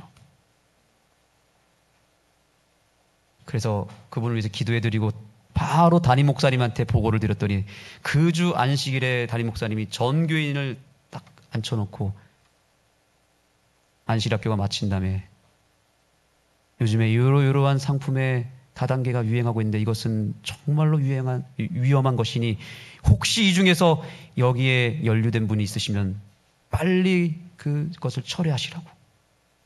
몇 분들이 뜨끔했겠죠. 거기에 앉아있던 몇 집사님들이 그날 이후로 그 입금한 모든 걸 다 철회하고 알고 봤더니 그게 정말 위험했던 거였습니다. 완벽하게 해결이 되었습니다. 이건 누구의 힘으로 되는 것입니까? 기도의 능력으로 된 것입니다. 하나님은 한 어린 전도사의 기도를 들으시고 그 기도를 통해서 수천만 원을 왔다 갔다 하게 하시는 분이십니다. 여러분, 기도하면 역사가 일어납니다. 여러분의 삶의 모든 상황 속에서 기도하기를 멈추지 마시기 바랍니다. 기도하면 사람을 살릴 수도 있습니다. 그러나 기도하지 않으면 사람을 죽일 수도 있습니다. 제가 그런 경험도 있습니다. 제 외삼촌이 한 분 계셨습니다. 신앙을 떠난 지 오랜 시간이 되었습니다. 이분이 이제 예수님을 떠나고 교회도 떠난 상태로 흥청망청 방황하며 살다가 매일 술과 삶을 보내고 방황의 끈이 끊이질 않았습니다. 그런데 어느 날 제가 신학과에서 공부를 하고 아침에 기도를 하고 있는데 하나님의 음성이 들렸습니다. 갑자기 그런 생각이 들었습니다. 하나님이 정확하게 했어요. 너의 삼촌에게 오늘 전화를 해라. 근데 이게 하나님의 음성인가? 계속 들리는 것입니다. 삼촌에게 전화를 해라. 전화를 해라. 근데 그냥 그렇게 음성을 듣고 저는 그날 예과가 있었기 때문에 그냥 학교로 수업을 갔습니다. 근데 그날 점심시간에 연락이 왔습니다. 외삼촌이 심장마비로 돌아가셨다는 것입니다. 알고 봤더니 삼촌이 그날도 아침부터 이 인생의 어떤 무거운 짐을 못 이기고 술을 계속 마신 것입니다. 이게 어떤 의의로 사망했는지는 모르지만 어쨌든 그 삶의 무거운 짐을 못 이기고 그날 바로 생을 마감하게 된 것입니다.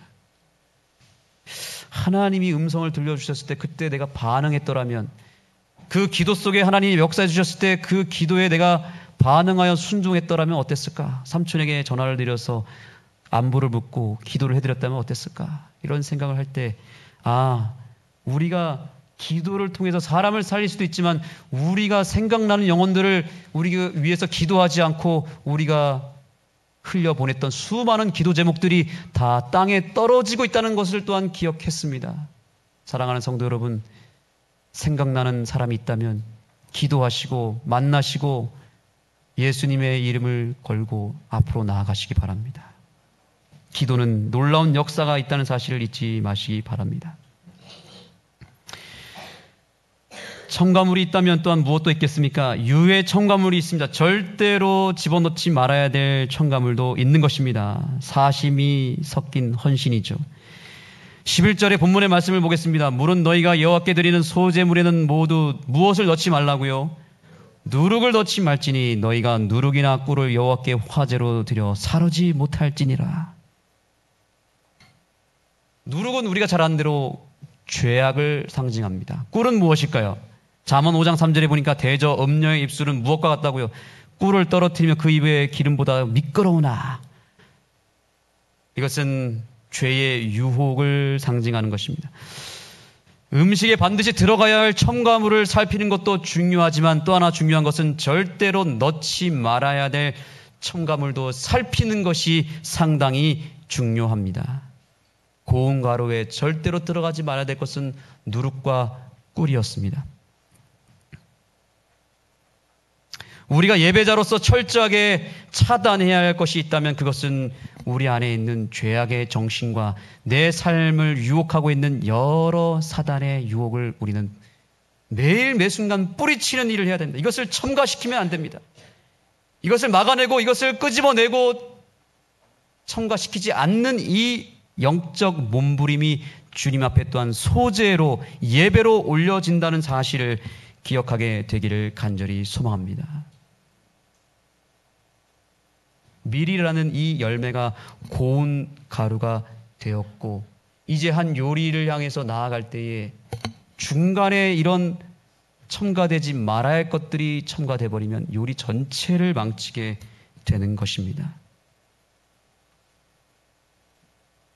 그래서 우리 안에 있는 이 본성적인 죄악을, 이 누룩과 꿀을 우리는 걷어내는 일을 해야 된다는 사실을 꼭 기억하시기 바랍니다.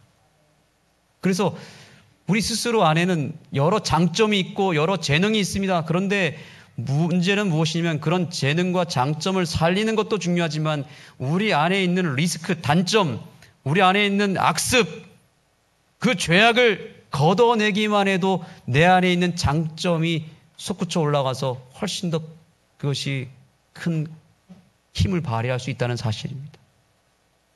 그래서 우리가 스펙을 쌓는 것도 중요하고 공부를 하는 것도 중요하고 뭔가를 배우는 것도 중요하지만 그것보다 더 중요한 것은 내 안에 있는 그 버려야 될 것들, 죽여야 될 것들, 그 악한 것들을 빼내는 것 또한 중요하다는 사실이죠. 이것을 해결하지 않은 채로 뭔가를 첨가한다고 해서 첨가되는 것이 아닙니다. 여러분, 냉장고에 김치통을 보시면 썩은 김치가 계속 있습니다. 거기다 아무리 새 김치를 넣는다 한들 그 썩은 김치가 새 김치가 되던가요? 확실한 방법은 무엇입니까? 뭘 빼내면 되죠? 거기 안에 썩어 있는 것들을 빨리 도려내서 빨리 끄집어내면 금방 회복됩니까? 그런 다음에 새 김치를 넣어야 되겠죠. 우리 안에 있는 그 썩은 김치, 썩은 골마버린 곰팡이, 그 죄악들을 다 끄집어낼 때 우리 속에서 놀라운 능력들이 그제서야 샘솟게 된다는 사실을 기억하시기 바랍니다. 첨가물이 있고 유해 차감물이 있습니다. 제일 중요한 것은 또한 이것입니다. 조리법입니다. 우리가 요리를 할 때 재료가 중요하죠. 재료가 세팅이 된 다음에 그 다음 중요한 게 뭐죠? 조리법입니다. 라면 하나도 이 조리법에 의해서 잘 끓이면 맛이 있는데 참 어떤 사람은 라면을 끓이라고 하면 정말 저보다도 맛없게 끓이는 사람이 있습니다. 물도 못 맞추고 막 면이 불어 있거나 막 있습니다. 제 주변에 여러 사람이 있습니다. 그런데 이 조리법만 잘 알고 있으면 기가 막힌 요리가 나오지 않습니까? 그렇죠? 이 조리법, 이것이 과연 무엇인가? 이것입니다. 모든 상황에 응용하는 헌신이라고 볼 수 있습니다. 자, 우리가 이제 본문의 말씀으로 좀 더 깊이 들어가 보겠습니다. 기본 재료가 있는 상태에서 여기 보시죠. 자, 4절. 내가 어디에 구웠다고요? 화덕에 구운 것으로 소재 예물을 드리려거든 고운 가루에, 고운 가루는 다 들어갑니다. 재료는 다 똑같이 들어가는데 화덕에 구운 것은 화덕 피자가 되는 것입니다. 이스라엘식 화덕 피자가 되는 것이죠. 그 다음에 5절 보니까 어디에 부은 거예요? 번철이라고 하는 건 이제 후라이팬을 말하는 것이죠. 후라이팬에 붙이면 이걸로 이제는 부침개를 할 수 있는 것입니다. 그 다음에 어디다 넣었대요 또? 솥에다 넣은 거는 이제 수제비가 되는 것입니다. 그 다음에 어떻게 했대요? 볶아서 찌은 것은 더 맛있는 쿠키가 되는 것이고 비스켓이 되는 것입니다. 뭐는 똑같습니까? 원 재료는 똑같은데 모든 그 사용하는 도구에 따라서 이 고운 가루가 다양한 요리를 만들어내지 않습니까? 아까 소재는 선물이라는 의미를 가지고 있다 그랬습니다. 하나님께 우리의 제사가 선물이 되려면 어떻게 될까요? 우리가 그대로 돌려주는 것도 좋지만 밀가루 자체를 그냥 돌려주는 것은 너무 밋밋하잖아요. 다양한 방법으로 아름답게 맛있게 요리되어져서 사람들에게 나눠줄 수 있다면 훌륭한 요리가 아니겠습니까? 그것이 선물이 되지 않겠습니까? 맛있는 요리를 누군가 해준다면 참 기쁘게 먹지 않습니까? 하나님은 우리의 삶이 정말 그렇게 되기를 원하시는 것입니다. 모든 상황에서 응용되는 헌신을 원하시는 것입니다.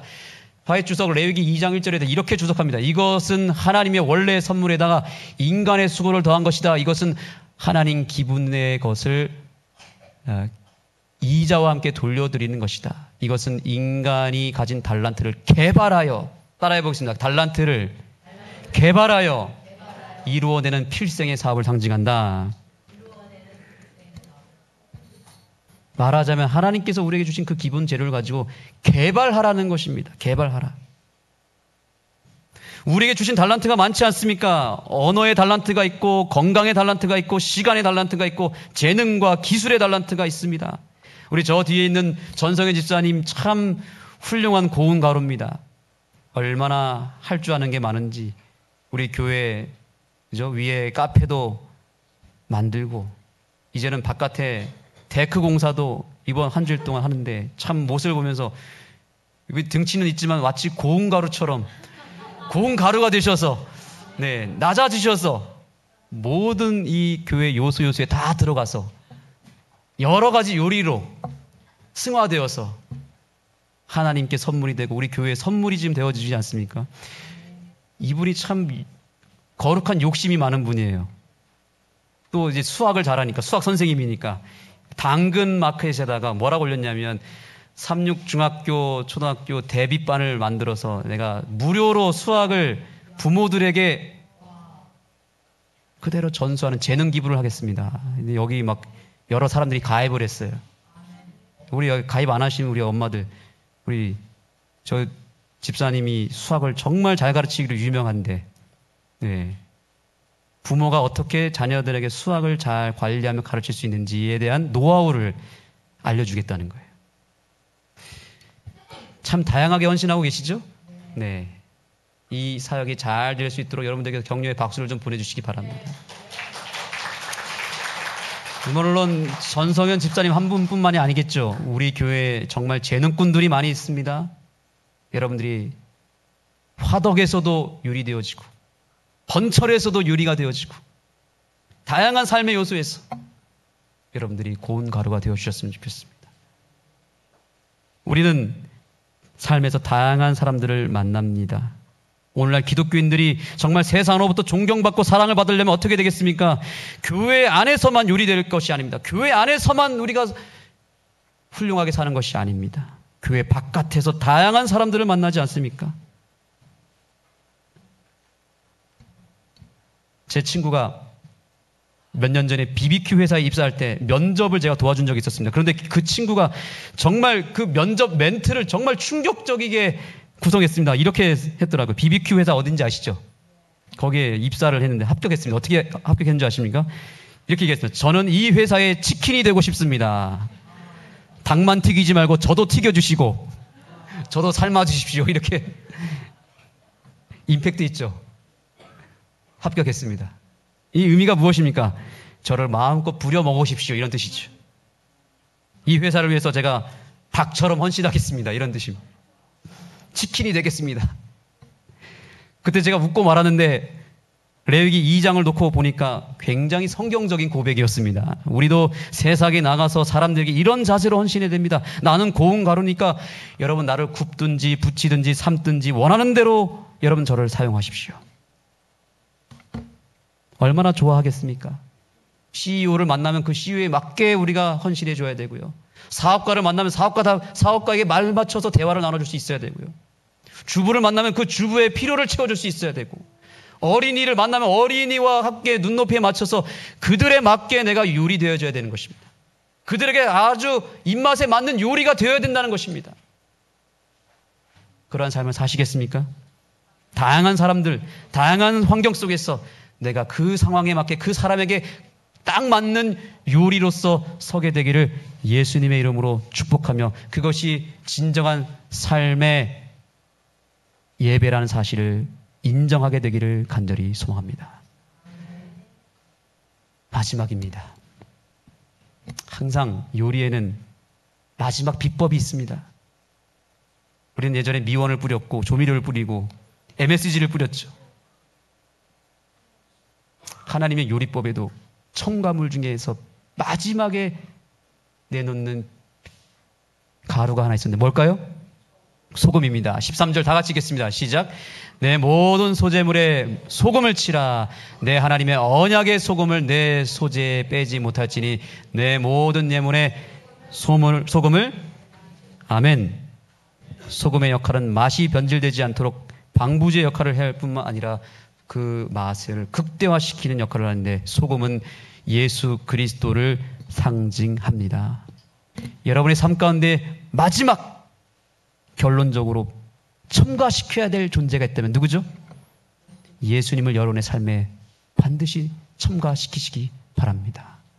그러면 소금이 그 음식에 들어가서 놀라운 맛을 자아내고 그 맛을 책임져 주는 것처럼 예수님께서 우리 속에 들어오시면 내 삶의 모든 이러한 사명과 삶의 짐을 감당해 주시고 삶의 문제를 해결해 주시고 우리를 책임져 주실 것입니다.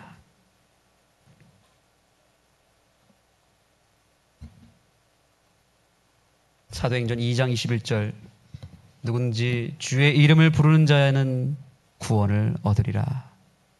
여러분 한 주일 동안 이제 삶을 살아가시면서 힘든 일이 있을 때, 답답한 일이 있을 때, 어떤 어려운 일에 처했을 때 예수님의 이름을 부르시기 바랍니다. 소금을 넣는 행위는 뭐냐면 예수님의 이름을 부르는 것입니다. 소금통을 아무리 옆에 갖다 놔도 무엇하지 않으면 안 되죠? 넣지 않으면 소금의 기능을 할 수 있습니까? 없습니까? 없습니다. 예수님이 아무리 우리 곁에 계셔도 우리 옆에 계셔도 내 삶 속에서 예수의 이름을 부르지 않으면 예수님을 넣은 거예요? 안 넣은 거예요? 안 넣은 것입니다.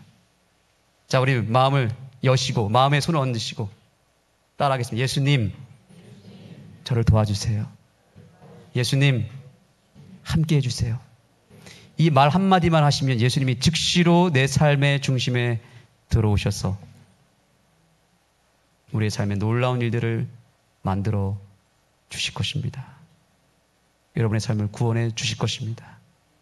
저와 여러분의 삶이 다음 한 주일 동안 소재로서 드려지는 예배가 되기를 예수님의 이름으로 축복하며 말씀을 마치겠습니다. 이 시간 우리 함께 개인 기도하시겠습니다. 여러분의 삶을, 여러분의 마음을 주님 앞에 드리시기 바랍니다. 주님, 제 삶을 드립니다. 저를 먼저 고운 가루로 만들어 주시고 제 속에 성령의 기름을 부어주시고 누룩과 그 죄악의 유해 물질들을 주님 걷어가 주시옵소서. 주님, 저를 사용하여 주옵소서. 이렇게 주님 앞에 간구하시겠습니다.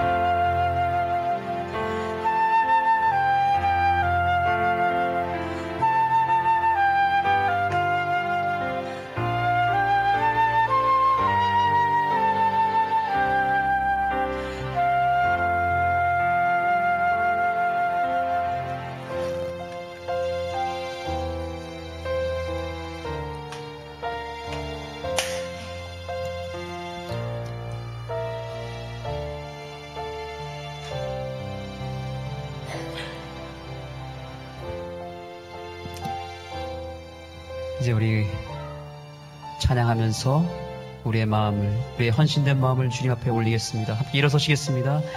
낮엔 해처럼 밤엔 달처럼 참여하며 우리 앞으로의 삶이 부드러운 고운 가루가 되어서 예수님처럼 빛과 소금이 될 수 있도록 그렇게 간절히 소망하는 마음으로 찬양합니다. 낮엔 해처럼 밤엔 달처럼 참여합니다.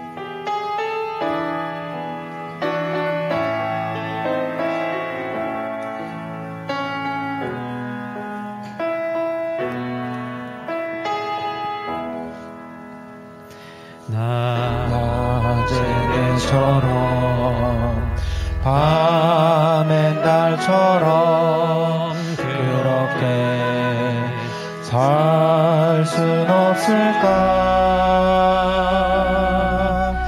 욕심도 없이 어두운 세상 비추어 온전히 남을 위해 살듯이 나의 일생에 꿈이 있다면 이 땅에 빛과 소금 되어 가난한 영혼 지친 영혼을 주님께 인도하고픈데 나의 욕심이 나의 못난 자가 언제나 커다란 짐 되어 나를 짓눌러 마음을 공곡해 하니 예수여 나를 도와주소서.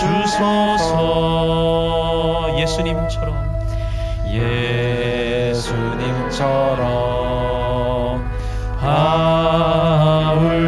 바울처럼 그렇게 살 순 없을까? 남을 위하여 당신들의 온몸을 온전히 버리셨던 것처럼 주의 사랑은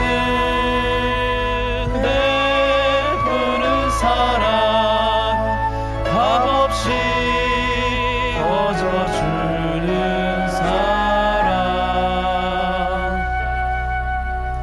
그러나 나는 주는 것보다 받는 것 더욱 좋아하니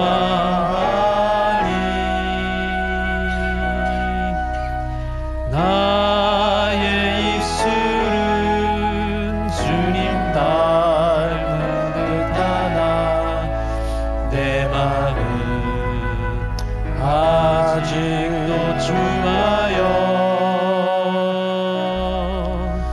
받을 사랑만 계수하고 있으니 예수여 나를 도와주소서. 나의 입술은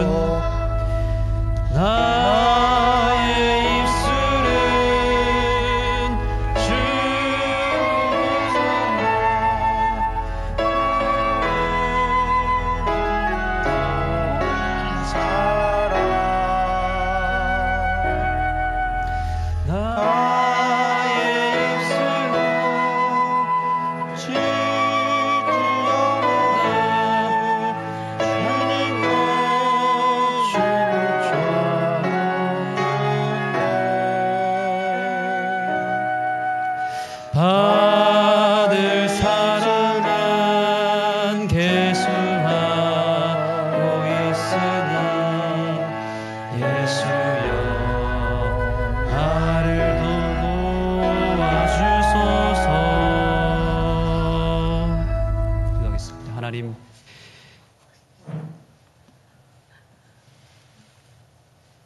저희에게 고운 가루가 되어 주셔서 감사합니다. 우리를 위해서 하늘 보좌에서 이 땅에 하늘의 미랄로 떨어져 주시고 가루로 삶을 들여 주셔서 우리에게 생명의 양식, 생명의 떡으로 우리에게 다가와 주신 예수님, 우리를 살려주셔서 감사합니다. 우리도 주님 앞에 고운 가루로 서게 되기를 간절히 원합니다. 주님, 그러나 여전히 저희는 욕심으로, 우리의 이기심으로 우리의 마음이 굳어져서 돌덩어리처럼 우리가 서 있습니다. 주님, 저희를 다시 한번 깨트려 주시고 성령의 은혜로 고운 가루가 되게 하여 주옵소서. 그리하여 모든 사람들에게 모든 상황 속에서 쓰임 받을 수 있는 주의 도구로 서게 하여 주옵소서. 주님처럼 살기를 원합니다. 주님, 저희를 구원하여 주옵소서. 귀한 예물을 드린 손길들을 기억하여 주시고 이 예물이 이 연말에 우리의 사랑이 필요한 사람들에게 쓰여질 수 있도록 주님 이 예물을 받아 주시옵고 드린 손길에 하늘의 축복을 더하여 주시옵소서. 예수님의 이름으로 간절히 기도드립니다. 아멘.